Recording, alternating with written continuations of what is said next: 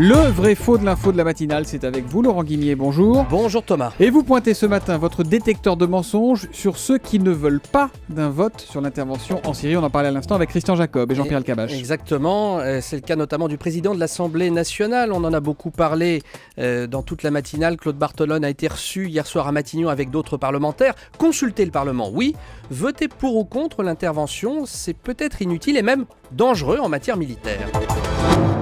Il n'est pas question d'imposer un vote au président de la République. Ce n'est pas, notamment dans une période de crise, un moment où un dictateur menace la France, que l'on fait bouger les institutions.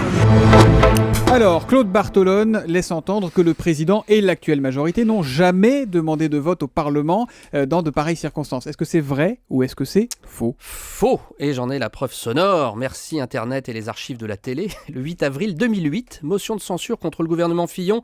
Elle est déposée par 228 députés socialistes. La cible, à l'époque, c'est directement Nicolas Sarkozy qui vient de décider de réintégrer la France dans le commandement intégré de l'OTAN, sans vote du Parlement. Le président vient également d'envoyer des troupes en renfort en Afghanistan, signe, je cite la motion de censure, de l'alignement de la France sur les Américains.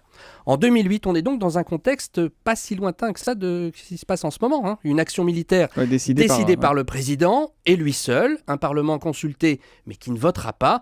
Humiliation, disent les socialistes en 2008. Et qui va défendre la motion de censure ? Eh bien, c'est le premier secrétaire du PS en personne. Voilà ce que dit François Hollande le 8 avril 2008 à la tribune de l'Assemblée. Dans toute démocratie digne de ce nom, de tels arbitrages auraient été rendus après un vaste débat et un vote solennel du Parlement.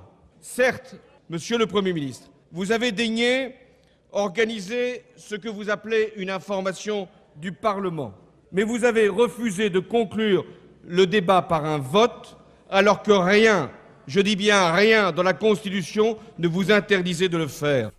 Voilà, le patron du PS conclut son discours d'un vibrant « Il n'appartient pas au président de la République de décider seul de notre politique étrangère et de défense ». Alors, la motion de censure est évidemment rejetée, mais ce matin donc, on vient de l'apprendre, la question d'un vote n'est pas tabou pour François Hollande.